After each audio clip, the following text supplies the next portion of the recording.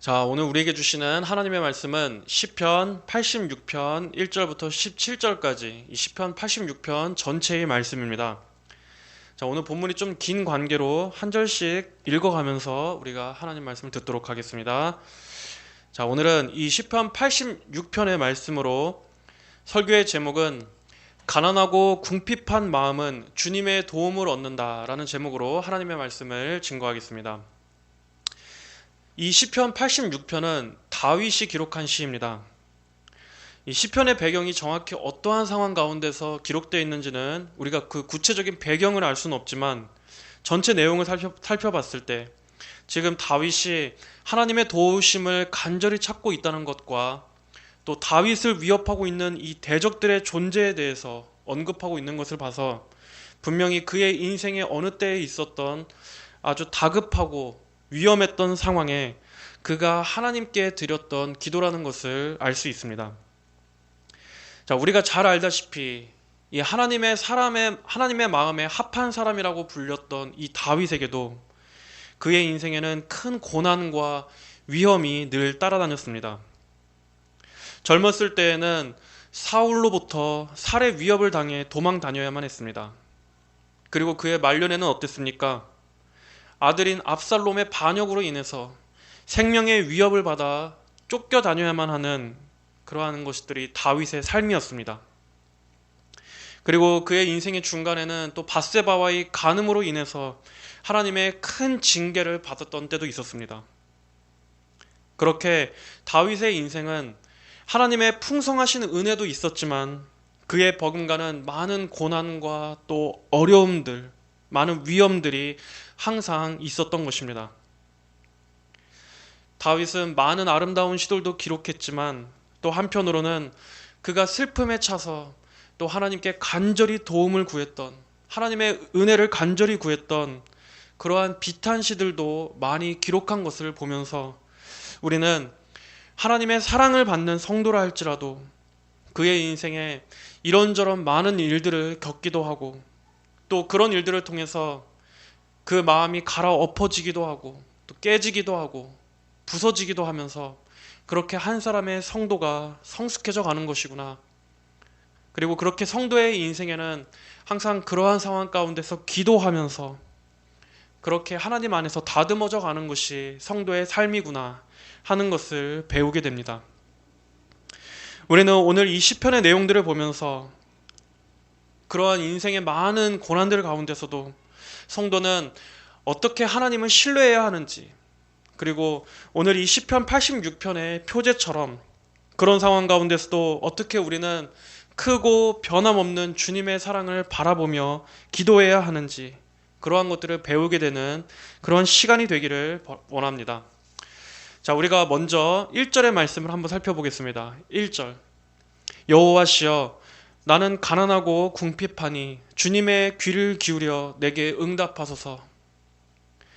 다윗은 지금 자신이 있는 처지, 지금 자신이 처한 처지 있는 그대로 하나님 앞에 자신의 마음을 토로하며 하나님의 은혜를 구하고 있습니다. 지금 자기가 겪고 있는 곤란한 처지와 또 자신이 처해 있는 가난하고 궁핍한 이러한 낮은 상태를 고백하면서 지금 다윗은 이렇게 기도하고 있는 것입니다. 주님, 저는 지금 가난하고 궁핍합니다. 제게 귀를 기울여 주셔서 제게 응답해 주시옵소서. 이렇게 하나님 앞에 그 마음을 잔뜩 엎드려서 매달리고 있는 것입니다. 여러분, 우리가 배워야 할 기도의 자세 중에 가장 중요한 것은 바로 이렇게 나 자신의 궁핍함과 또 나 자신의 가난함에 대해서 하나님 앞에 토로하는 것입니다. 자, 여기서 가난하다는 것은 어떠한 것들을 말하는 것이겠습니까?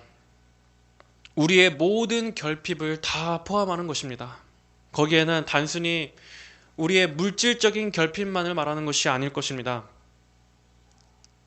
예를 들면 우리의 마음의 가난함, 또 우리의 정신적, 영혼의 곤고함, 그리고 또 실제적으로 우리의 믿음을 꺾고 또 절망하게 만드는 많은 현실적인 어려움들도 다 포함될 것입니다. 그럴 때 우리 성도들이라 할지라도 우리의 마음이 어떻게 됩니까? 많은 근심과 염려들로 인해서 하나님의 은혜를 온전히 누리지 못하고 또 그로 인해서 신앙의 기쁨과 활기를 잃어버리는 일들이 있을 것입니다. 또 때때로 우리 성도들이 죄를 지었을 때는 어떻게 됩니까? 하나님 앞에서 그 믿음의 담대함을 잃어버리고 그래서 하나님 앞에 예배를 드리러 나아가기도 왠지 좀 마음이 어렵고 또 이런 신앙의 어떤 담대함, 기쁨, 하나님 앞에 거리낌이 없는 그런 평안을 잃어버리는 일들이 또 분명 있습니다. 그러한 것들을 우리 성도들도 다 겪게 됩니다. 그럴 때 우리의 마음은 가난해지게 됩니다.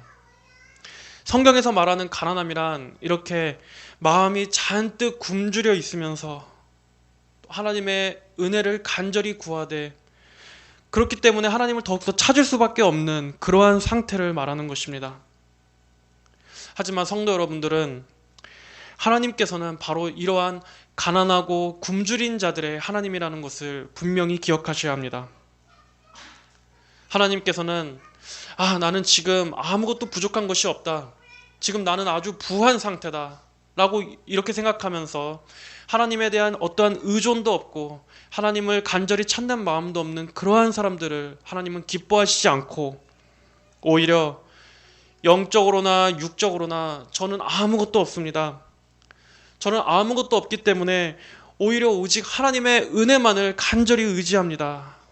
이렇게 고백하는 자들을 더 기뻐하십니다. 그러한 사람들의 기도는 어떻습니까? 하나님, 오늘도 하나님께서 저를 붙잡아 주시지 않는다면 저는 넘어집니다.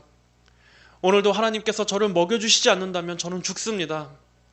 오늘도 하나님께서 하나님의 은혜로 저를 베풀어 주시지 않는다면 저는 주님 오늘도 굶주리고 메마릅니다. 그렇게 마음이 가난하고 궁핍한 자들은 하나님 앞에 이렇게 기도할 것입니다. 이렇게 모든 것에서 하나님의 도움을 구하고 또 항상 하나님의 얼굴을 간절히 찾는 자들은 하나님께서 그들을 귀찮다 여기지 않으시고 오히려 그들을 아끼시고 돌보시는 것입니다. 여러분, 사람은 어떻습니까? 우리 인간은 어떻습니까? 만약 우리가 제가 지금 참으로 어려운 상황 중에 있습니다. 제가 지금 정신적으로도 너무나 공고하고 궁핍한 상황 가운데 있습니다. 잠깐 제 얘기에 귀를 기울여 주시고 제 부탁에 응해 주시겠습니까? 라고 이렇게 요청한다면 우리 인간은 어떻습니까? 아마 마음을 닫고 연락을 딱 끊어버릴 것입니다. 오히려 있던 사람도 다 떠나가게 될 것입니다. 하지만 우리 하나님께서는 어떤 분이십니까? 오히려 그러한 자들을 가까이 나아오라고 말씀하십니다. 배고프고 목마른 자들, 그리고 지금 갈급한 자들, 지금 병든 자들, 주저앉아 있는 자들, 지금 휘청거리는 자들, 그리고 수고하고 무거운 짐진 자들, 그러한 자들은 다 내게로 오라. 지금 당장 주께로 나오라. 이렇게 말씀하시는 것입니다. 여러분, 우리 자신의 결핍, 그리고 우리 자신의 이러한 가난함, 이러한 것들은 사람을 움직이는 데는 약하지만 우리 하나님의 마음을 움직이는 데는 강한 구실이 되어주는 것입니다.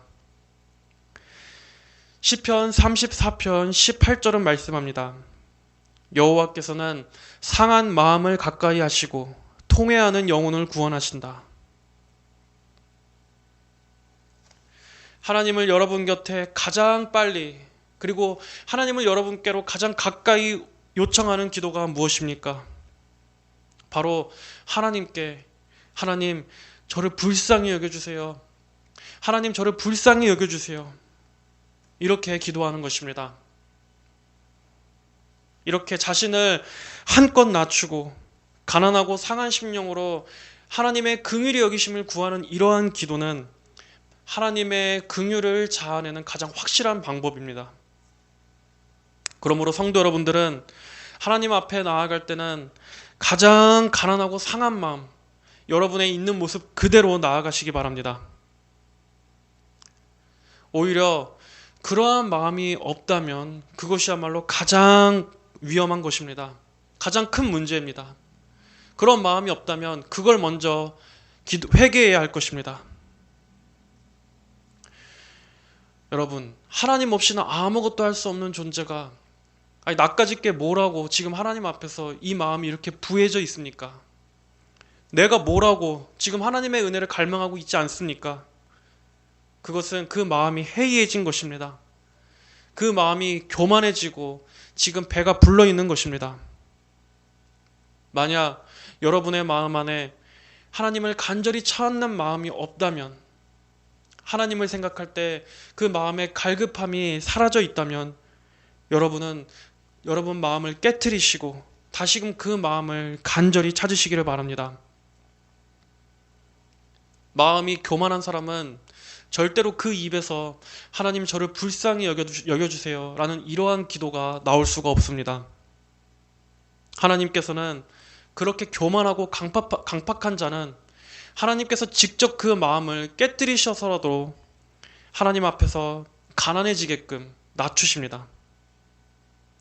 그러므로 우리 성도들이 그 마음이 하나님 앞에서 가난하고 낮아져 있다면 오히려 그것이야말로 정말 귀한 복이라는 것을 아시기 바랍니다.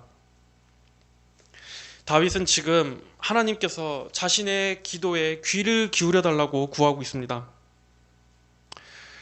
물론 하나님께서는 형체가 없으신 분입니다.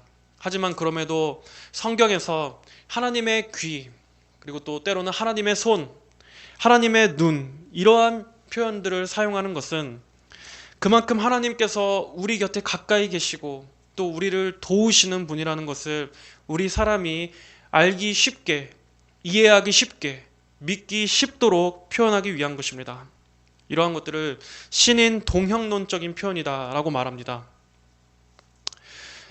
하나님의 자녀가 하나님께 기도할 때 하나님께서는 그분의 귀를 우리 입술에 가까이 대시고 우리의 기도를 들으시기 위해서 가까이 오시는 분이십니다. 그러므로 성도 여러분들은 여러분의 모든 것들을 항상 하나님 앞에 자주자주 기도하십시오. 사람에게 하지 못하는 많은 말들을 하나님께, 하나님의 귀에다 대고 말씀하십시오.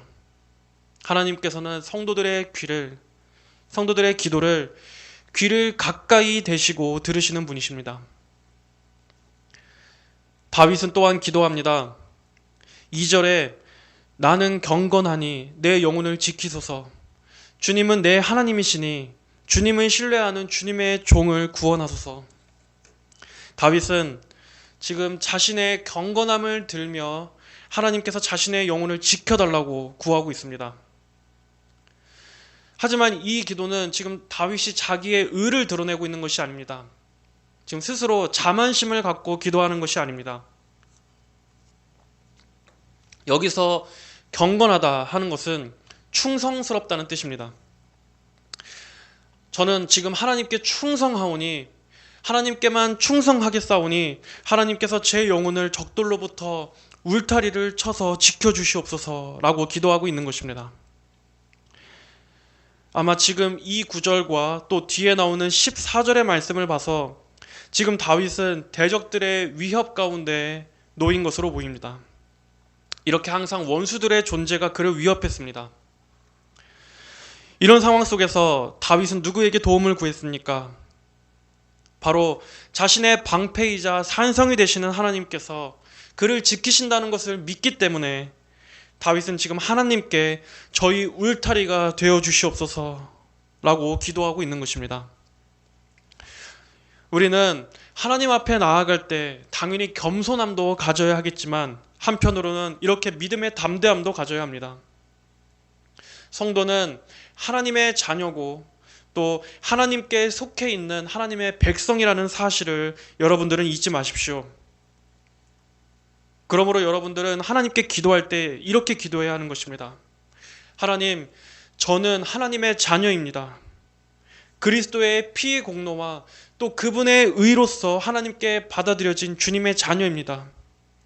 오직 주님만을 신뢰하는, 오직 주님께만 충성하길 원하는 이 주님의 종을 지켜주시옵소서 라고 믿음으로 담대하게 구하실 수 있어야 합니다. 많은 분들이 이 하나님의 자녀라는 존귀한 특권을, 이것이 얼마나 대단한지를 알지를 못해서 기도할 때도 담대하게 구하지 못할 때가 많습니다. 하지만 성도 여러분, 여러분의 그 자녀의 특권을 한번 생각해 보십시오. 성도에게는 그리스도께 속한 모든 좋은 것들이 다 구비되어 있습니다.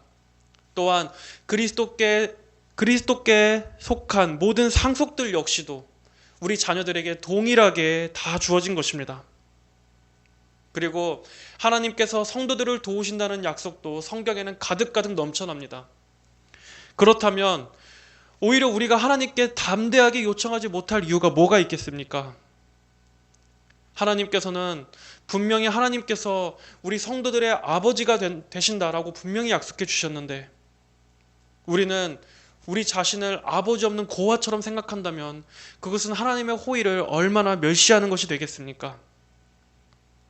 성도 여러분들은 하나님께서 언제나 성도들에게 구원의 하나님이 되시고 또 전능하신 도움이 되시고 우리의 방패가 되어주신다는 것을 늘 기억하시기 바랍니다. 그 사실을 의지해서, 그 사실에 기대서 담대하게 하나님께 구하시기를 바랍니다. 바로 그러한 믿음이야말로 하나님을 진정으로 영화롭게 하는 믿음인 것입니다. 하나님께서 기뻐 받으시는 기도입니다. 자, 3절 4절은 어떻게 기도하고 있습니까? 내가 온종일 주께 부르짖으니 주님 내게 은혜를 베푸소서. 주님 내 영혼이 주님을 우러러보니 주님의 종의 영혼을 기쁘게 하소서.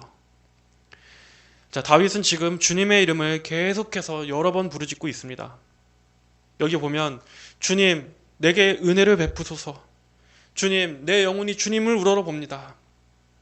이렇게 3, 4절에도 주님 주님, 그리고 또 5절에도 주님, 8절 9절에도 주님, 그리고 15절에도 이렇게 계속해서 다윗은 하나님을 주님, 나의 왕, 나의 주인이신 하나님, 이렇게 계속 고백하고 있습니다. 여러분, 세상 사람들은 나 자신의 주인을 나라고 말합니다. 하지만 우리 성도들의 인생, 우리 성도들의 목숨은 하나님의 것입니다. 하나님이 우리의 주님이십니다. 그렇기 때문에 우리는 모든 것을 하나님께 전권을 맡겨드려야 합니다. 저는 이 그리스도인들의 특징 중에 하나가 바로 이렇게 하나님의 주권에 대한 의식, 그리고 하나님이 나의 주인 되심에 대한 이러한 의식이 분명히 있는가 하는 것이라고 생각합니다. 말로는 기독교인이라고 하면서도 여전히 그에게 있어서 하나님께서 그의 주인이 되시지 않는 그러한 신앙은 참된 신앙이라고 하기가 어렵습니다. 우리 성도들의 모든 생각은 언제나 하나님의 뜻에 따라 결정하는 것입니다. 하나님의 말씀에 일치되고 또 하나님께 기도함으로써 결정하는 것이지 결코 우리의 생각, 우리의 지혜대로 결정해서는 안 되는 것입니다. 또한 주님이라는 것은 우리가 어떠한 고난과 위험에 처해 있을 때 우리는 우리 선에서 해결하려고 하지 말고 가장 먼저 우리의 주인이신 하나님께로 달려가야 한다는 것을 말해주는 것입니다.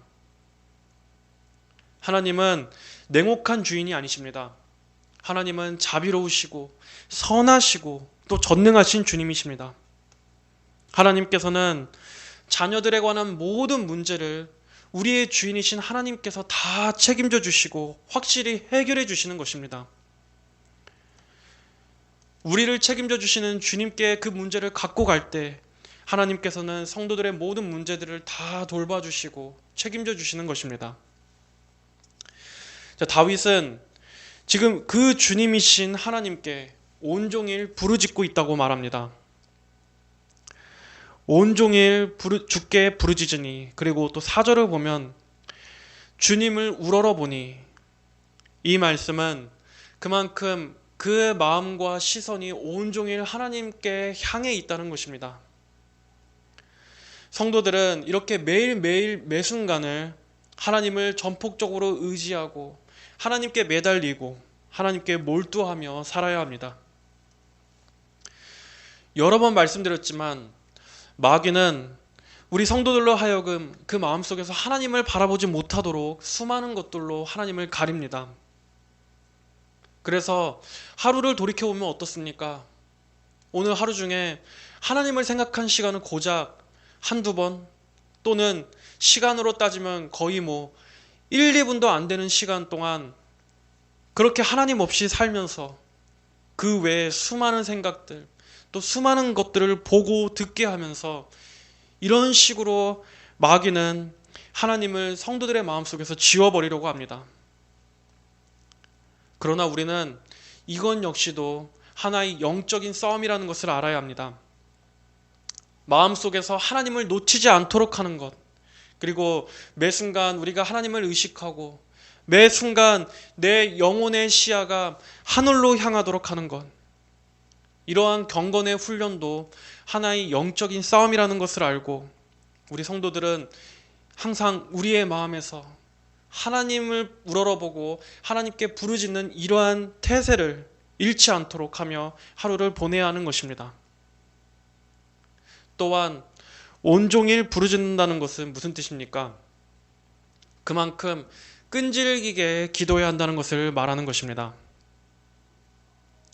기도 응답이 더디다고 할지라도, 또 때로는 우리가 구한 것과는 정반대의 상황대로 흘러간다 할지라도, 그것이 하나님의 뜻에 일치한 기도라면 우리는 포기하지 않고 계속해서 끈질기게 기도해야 합니다.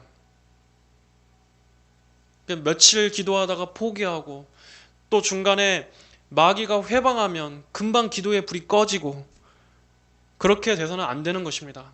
오히려 그러한 상황일수록 더 믿음으로 인내를 가지고 그것을 뚫도록 끈질기고 진득하게 기도해야 하는 것입니다.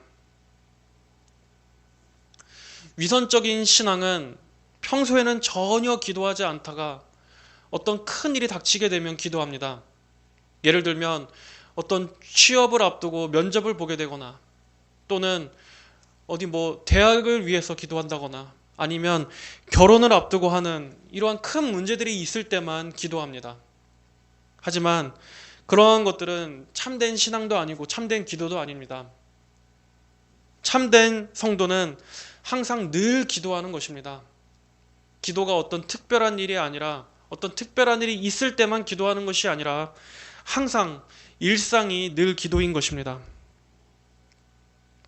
우리는 항상 바쁜 하루를 보내면서도 항상 하나님께 몰두하고 이 여주인의 손을 바라보는 그 여종처럼 항상 우리의 마음을 하나님께 향해서 오늘도 하나님께서 어떻게 인도하시는지, 하나님께서 어떻게 일하시는지를 늘 바라보며 하루를 보내야 하는 것입니다. 자, 5절의 말씀은 어떻게 말씀하고 있습니까? 주님은 선하시며 용서하시는 분이시니 주님을 부르는 모든 사람에게 인애가 풍성하십니다 라고 기도하고 있습니다.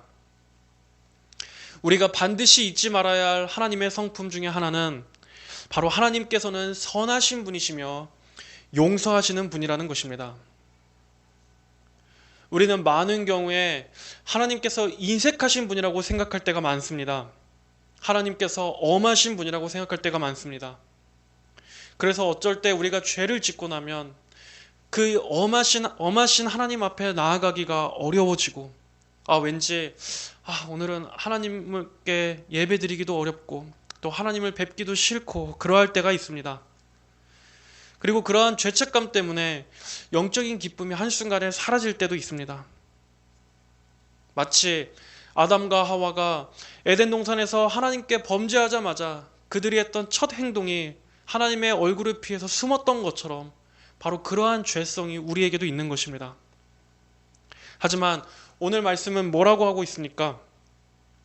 주님은 선하시며 용서하시는 분이시니 주님을 부르는 모든 사람에게 인애가 풍성하십니다. 하나님께서는 주님을 부르는 모든 사람에게, 우리가 예수 그리스도를 의지하고 또 그분의 피의 공로만을 의지해서 나아가 하나님 앞에 겸손히 엎드리고 그분의 이름을 부르는 모든 자들에게 하나님께서는 선하심과 용서하심으로 그분의 풍성하신 은혜를 베푸신다고 말씀하고 있습니다. 하나님께서는 우리가 어떠한 상황 가운데서 그 마음이 얼마나 곤고하든 또 지금 죄로 얼마나 더럽혀졌든지 간에 하나님의 은혜를 간절히 구하고 정말 그분의 그 긍휼하심에 의탁해서 나오는 자들은 하나님께서 그분의 선하심과 용서하심으로 인해서 그분의 풍성하신 인애 안으로 받아들이시는 분이십니다. 매튜 헨리 목사님은 이렇게 말했습니다. 거지들이 어디를 가겠는가? 그들은 선한 사람 집에 가서 대문을 두드릴 것이다. 여러분, 맞습니다. 거지가 어디를 가겠습니까? 냉혹하고 엄청나게 그 마음이 차갑고 그러한 사람에게 찾아가겠습니까? 아니면 같은 거지들에게 구걸하겠습니까? 거지는 반드시 가장 선하고 그러면서도 가장 부한 사람에게 찾아갈 것입니다. 여러분, 마찬가지로 우리 역시도 풍족하시고 풍부하신 우리 하나님께로 가야 마땅하지 않겠습니까? 예수님께서 누구를 위해 오셨습니까? 예수님은 죄인과 병자들을 위해 오셨다고 말씀하셨습니다. 예수님께서 그렇게 말씀하셨다면 우리는 마땅히 그분을 기쁨으로 반겨야 할 것입니다. 예수님 안에 이러한 용서와 죄 씻음이 있는데 우리가 예수님이 아닌 다른 어디로 가겠습니까? 어디에서 자비와 용서와 죄 씻음을 얻겠습니까? 그러므로 선하시고 용서하시는 분이시며 인애가 풍성하신 그 하나님께로 여러분들은 언제라도 나아가시기 바랍니다. 오히려 우리가 망가져 있을수록, 우리가 폐인일수록, 우리가 더 이상의 소망도 회복의 여지도 없는 완전한 구제불능일수록 그럴수록 우리는 더욱더 하나님 앞에 나아가야 합니다. 그래야만 살 수 있습니다. 그래야만 하나님의 선하심과 용서하심을 우리가 경험하고 누릴 수 있습니다. 하나님의 인애가 얼마나 넓고 풍성한지를 우리는 경험하고 체험하게 되는 것입니다. 여러분이 가장 지극히 낮은 상태일수록, 가장 망가져 있을수록 하나님의 선하심에 기대십시오. 그래야만 여러분이 살 수 있습니다. 그래야만 여러분이 하나님의 형상으로서 온전히 사람 굿이라며 회복될 수 있는 것입니다. 이 하나님의 인애만이 여러분을 새롭게 만들 수 있습니다. 하지만 사람들은 어떻습니까? 하나님께서 이토록 선하시고 용서하시는 분임에도 불구하고 마치 하나님을 인색한 분처럼 여기고 하나님을 떠나 스스로 멸망의 길로 가고 있지 않습니까? 하나님께만 나온다면 그 인생이 진정으로 갱생할 수 있는데 그럼에도 불구하고 사람들은 절대 하나님께로 나아오지 않습니다. 잠언 19장 3절은 어떻게 말씀합니까? 사람이 어리석어서 스스로 길을 잘못 가고도 마음으로 여호와를 원망한다라고 말씀하고 있습니다. 하지만 사람은 오직 하나님께로 나아갈 때에만 제대로 가는 것입니다. 하나님을 떠나면 그 길을 잘못 가는 것입니다. 여러분은 죄짓고 넘어지고 실패하고 지금 절망과 어둠 속에 있다 할지라도 언제라도 이 선하신 하나님, 이 인애가 풍성하신 하나님 앞에 주님의 이름을 부르며 나아오시기를 바랍니다. 자, 이제 다윗은 이제 7절부터 10절까지 말씀에서 하나님의 능력으로 자신을 구원해 주시기를 기도하고 있습니다. 다윗은 오직 하나님만이 이 일을 하실 수 있는 전능자이심을 고백합니다. 자, 7절부터 10절까지의 말씀은 어떻습니까? 내가 환난의 날에 주께 부르짖으니 주께서 내게 응답하시기 때문입니다. 주님, 신들 중에 주님과 같은 이가 없으며 주께서 하신 일과 같은 일을 한 신도 없습니다. 주님, 주께서 지으신 모든 민족이 와서 주님 앞에 경배할 것이니 그들이 주님의 이름에 영광을 돌릴 것입니다. 주님은 위대하시며 놀라운 일들을 하시니 주께서만 홀로 하나님이십니다. 여러분, 오직 하나님만이 인생을 도우실 수 있다는 것을 믿으십시오. 이 세상에는 많은 우상들이 있습니다. 사람들이 섬기는 많은 신들이 있습니다. 하지만 그 우상들의 실체는 무엇입니까? 그것들은 다 죽은 것입니다.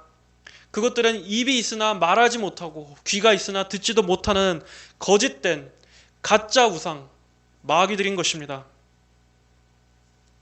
그러한 거짓 우상들이 인생을 진정으로 도울 수 있습니까? 인생에게 진정한 복과 생명을 가져다 줄 수 있습니까? 아닙니다.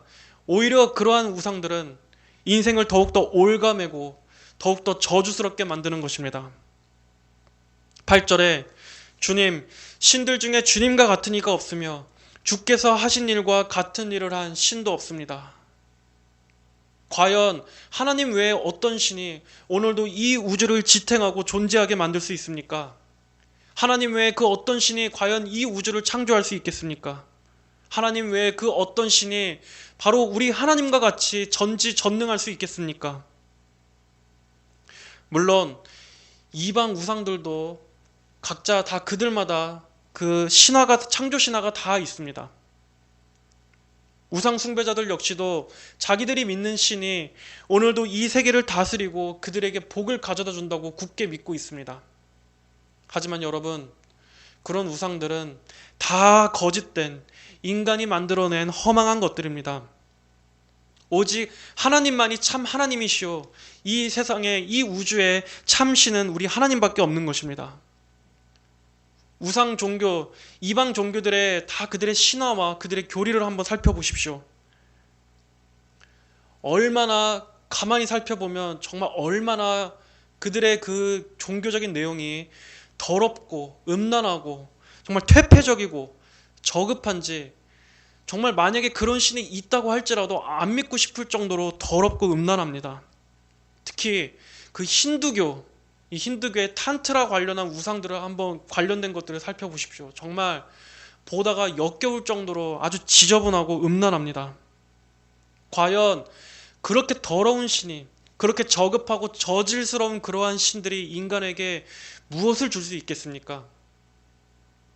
그렇게 지저분한 신들이 인간을 깨끗하게 씻어줄 수 있습니까? 인간에게 구원을 줄 수 있습니까? 영생을 줄 수 있습니까?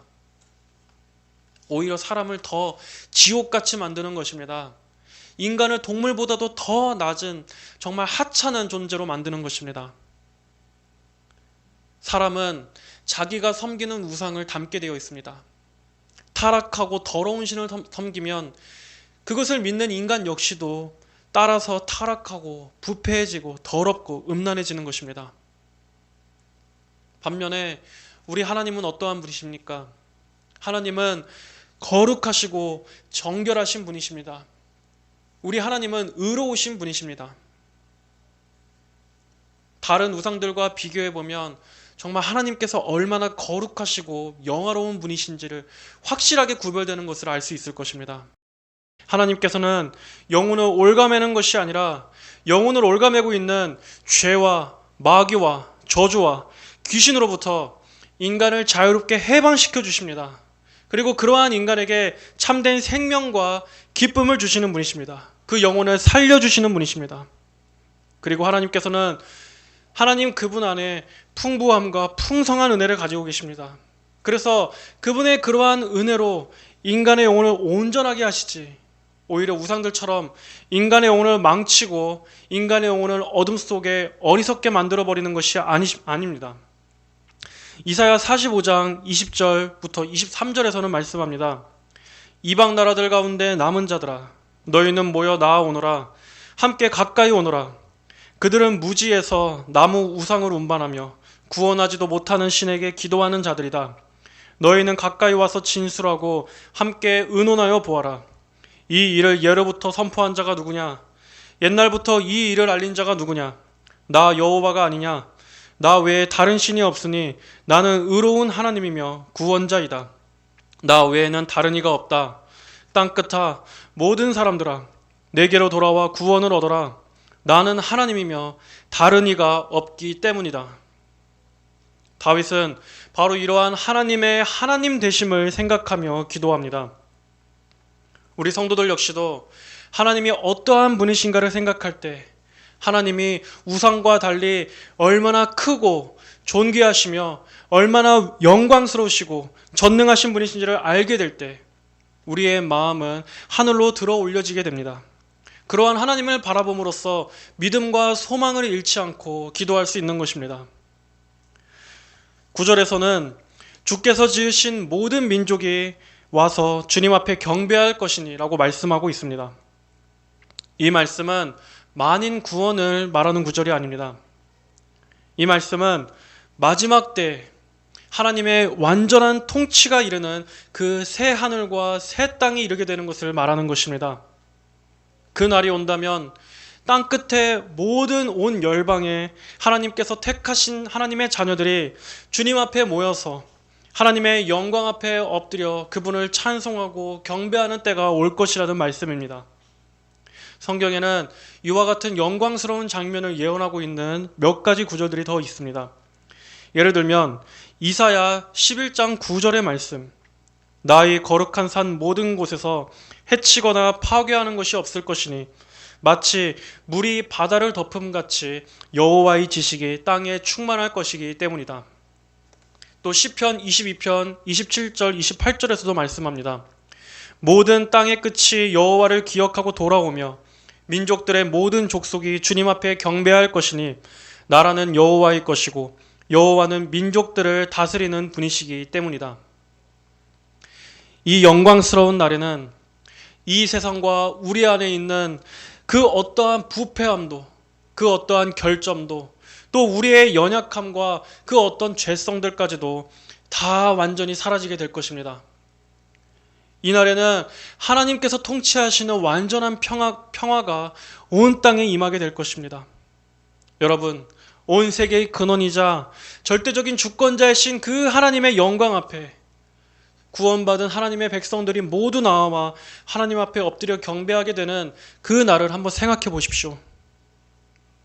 우리 성도들은 이 날을 소망하고 또 하나님께서 약속하신 대로 분명히 이 날이 실현될 것을 생각한다면 지금 현재 이 땅에서 겪는 그 어려움과 고난들을 이겨낼 수 있을 것입니다. 우리는 이 하나님의 완전하신 통치와 이 완전한 평화의 도래를 생각하면서 우리의 믿음의 지경을 좀 더 확장할 필요가 있습니다. 우리 대부분의 열망은 어떠한 것에 국한되어 있습니까? 그저 이 땅에서 우리의 앞날이 좀 더 형통하고 좀 더 우리 주변의 일들이 좀 더 잘 되고 하는 이러한 일들에 매여 있을 뿐입니다. 하지만 우리의 영적인 시야, 우리가 바라보는 그 열망, 우리의 구체적인 기도의 소원들을 좀 더 그 지경을 넓혀 보시기를 바랍니다. 하나님께서 어떠한 분이신지, 그리고 오늘도 그 하나님께서 하나님의 그 구원의 경륜이 이 땅 가운데 어떻게 펼쳐져 가고 있는지, 이러한 큰 주제들에 대해서 더욱더 많이 묵상해 보시고 이러한 주제들을 공부해 보시고 기도해 보시기 바랍니다. 이 날을 많이 소망하시면서 속히 이 날이 오기를 여러분의 가슴속에 더 많이 품으시기를 바랍니다. 그러할 때 우리가 이 세상에서 슬퍼하는 일들, 또 우리가 비참해하고 낙심하는 일들도 그 영광 앞에 작게 보이게 될 것입니다. 우리 모든 성도들이 이러한 장래의 기쁨을 앞두고 있는 이러한 신분이라는 것을 아는 데서 성도에게 참된 평안이 오는 것입니다. 자, 11절의 말씀을 보겠습니다. 여호와시여, 내게 주님의 길을 가르치소서. 내가 주님의 진리 안에서 행하겠습니다. 내 마음을 하나로 모으셔서 주님의 이름을 경외하게 하소서. 또 12절에 주 나의 하나님이시여, 내가 온 마음으로 주님을 찬송하며 영원토록 주님의 이름에 영광을 돌리겠습니다. 여러분, 지금 이 다윗의 기도를 한번 쭉 살펴보십시오. 지금 다윗의 기도 가운데 다윗의 시야에서 하나님이 아닌 다른 것들이 보입니까? 하나님 말고도 다른 의지하는 것들이 있고 하나님께 기도는 하지만 만약 하나님께서 들어주시지 않는다면 언제라도 다른 방도, 다른 길을 찾을 준비를 하는 것처럼 보입니까? 아닙니다. 다윗은 지금 전폭적으로 주님의 도우심만 바라고 있습니다. 그리고 그 하나님께서 확실하게 반드시 도와주실 거란 그 믿음 위에 기도하고 있는 것입니다. 성도 여러분들은 어려울수록 정말 하나님께만 전폭적으로 자신을 맡겨보시기 바랍니다. 정말 하나님께서 죽이시든지 살리시든지 여러분의 인생을 하나님께 전적으로 온전히 드려보시기 바랍니다. 여러분이 여러분 자신의 인생을 이끄는 것보다 하나님께 맡긴다면 하나님께서 여러분을 다루시는 게 훨씬 더 완벽하고 선한 계획으로 이끌어 가실 것입니다. 그럼에도 불구하고 여러분은 왜 여러분 스스로 자신의 짐을 짊어지려고 하십니까? 여러분이 한번 하나님께 믿기로 작정했다면 하나님께서 온전히 여러분의 인생의 주인이 되도록 그분께 맡겨드려 보십시오. 지금 다윗은 뭐라고 말하고 있습니까? 여호와시여 주님의 길을 가르치시고 제가 주님의 진리 안에서 행하겠습니다. 제 마음을 하나로 모으겠습니다. 제가 온 마음으로 주님만 찬송하고 주님께만 영광 돌리겠습니다. 오히려 고난과 위험이 그의 믿음을 더욱더 굳건하게 만들고 있는 것입니다. 그가 하나님만을 신뢰할 수 있도록 만들어주고 있는 것입니다. 우리는 하나님 앞에 두 마음을 품어서는 안 될 것입니다. 하나님도 믿었다가 세상도 믿고 또 하나님도 사랑했다가 이 세상도 사랑하고 이러한 식으로 두 마음을 품어서는 결코 그 신앙이 자라질 않습니다. 하나님을 믿다가 잘 안 풀리면 다시 그 세상으로 돌아가고 하는 그러한 믿음은 가짜 믿음인 것입니다. 애초에 그 시작부터가 거듭나지 않은 거짓 믿음인 것입니다. 야고보서 1장 8절은 말씀합니다. 두 마음을 품은 사람은 그의 모든 길에 안정이 없다. 여러분, 하나님과 이 세상 가운데서 갈팡질팡하는 것보다 차라리 하나님 편으로 완전히 서서 오직 하나님만을 의뢰하십시오. 하나님만을 의지하십시오. 오히려 그럴 때에 여러분의 그 심령에 참된 안정이 있을 것입니다. 참 신앙은 고난의 때에 그 믿음을 더욱더 굳건히 합니다.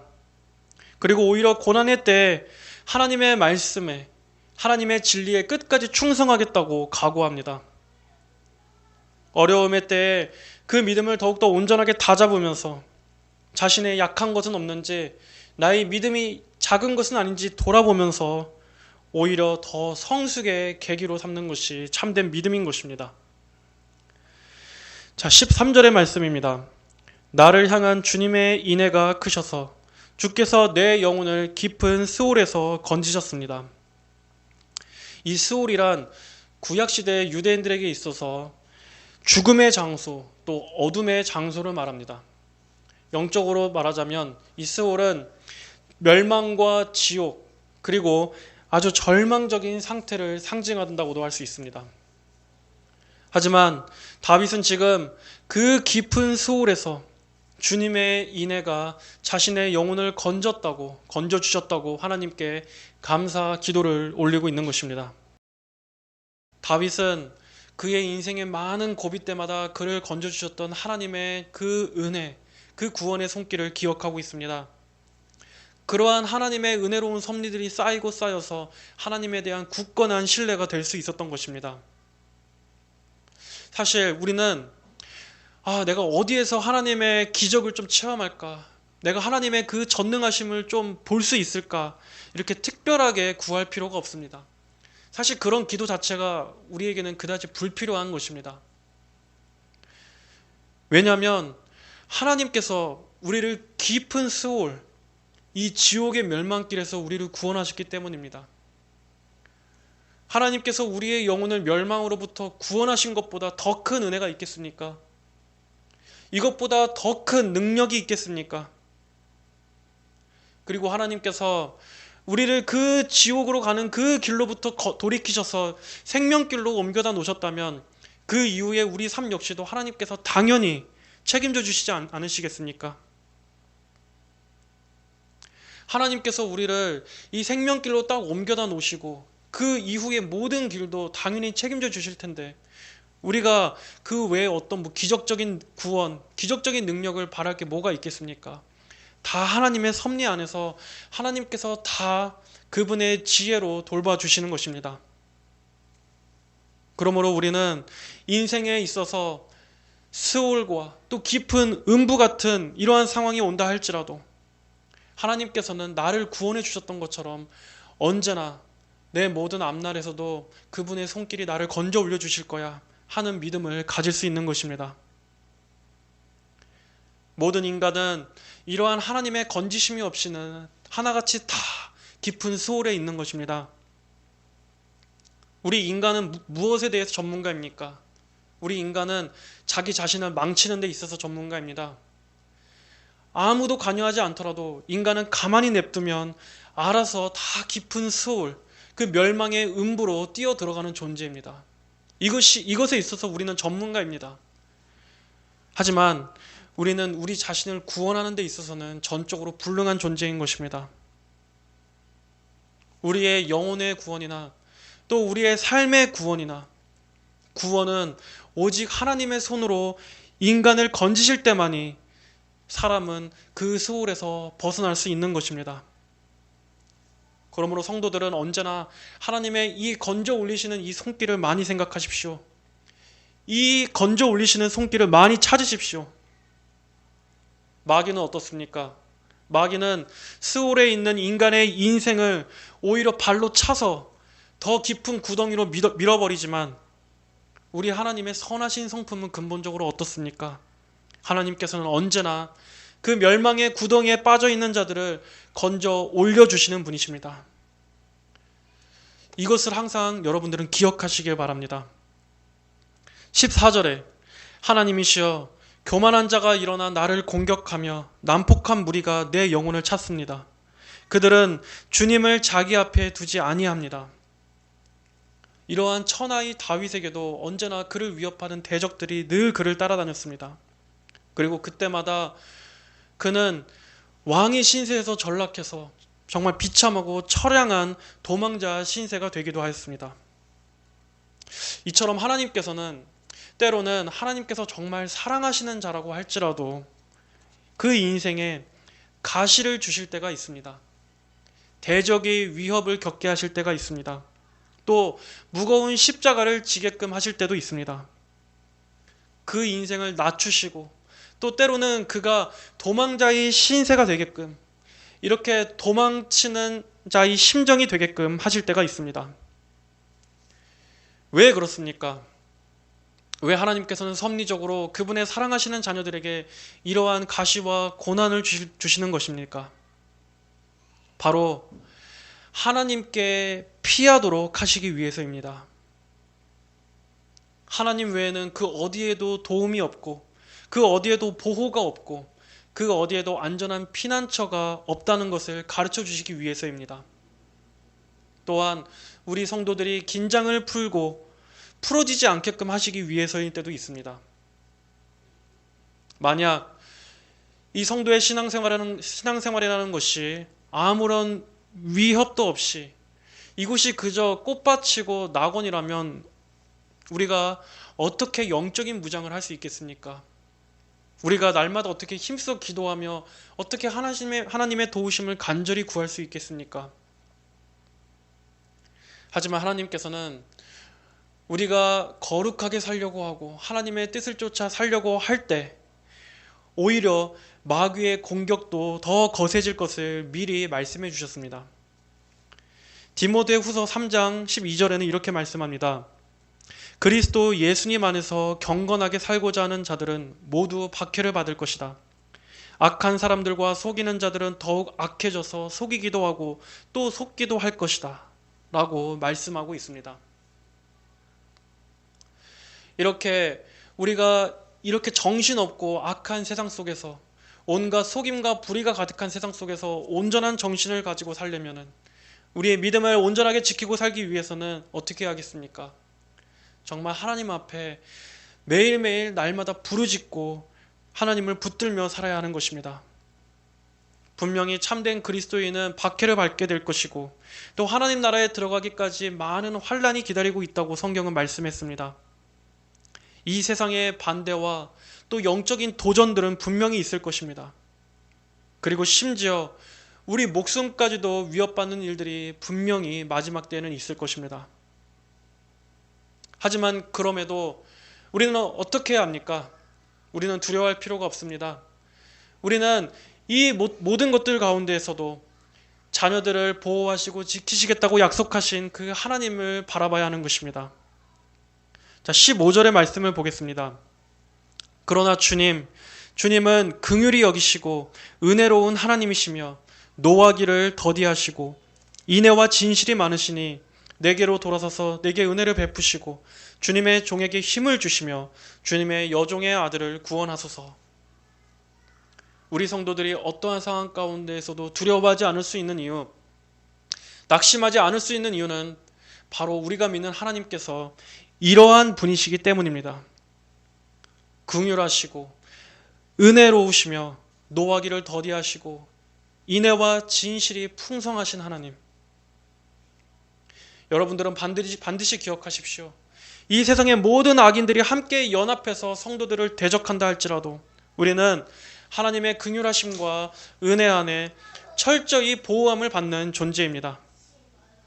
하나님의 사랑과 인애가 우리 성도들에게는 항상 풍성하게 둘러져 있고 감싸져 있다는 것을 여러분들은 기억하십시오.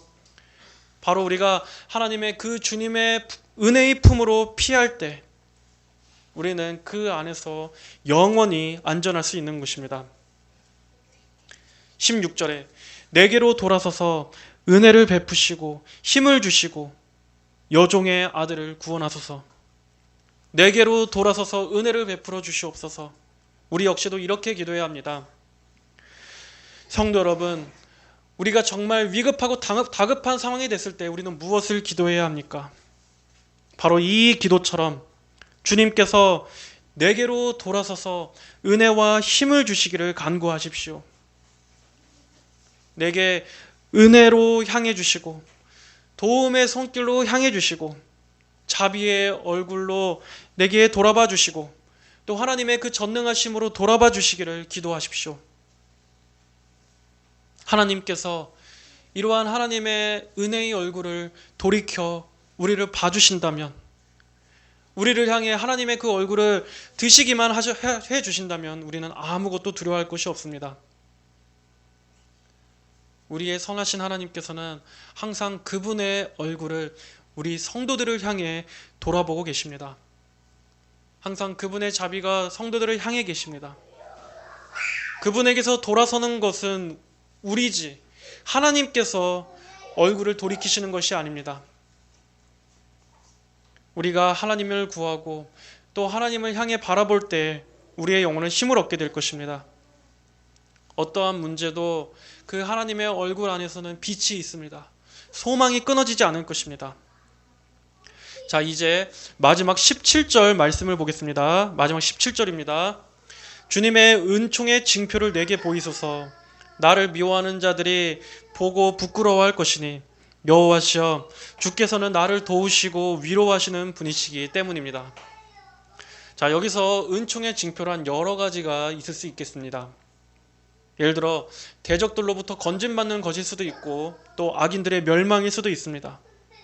그리고 이 다윗의 최종적인 승리 또 영적으로 충만한 기쁨을 말하는 것일 수도 있겠습니다.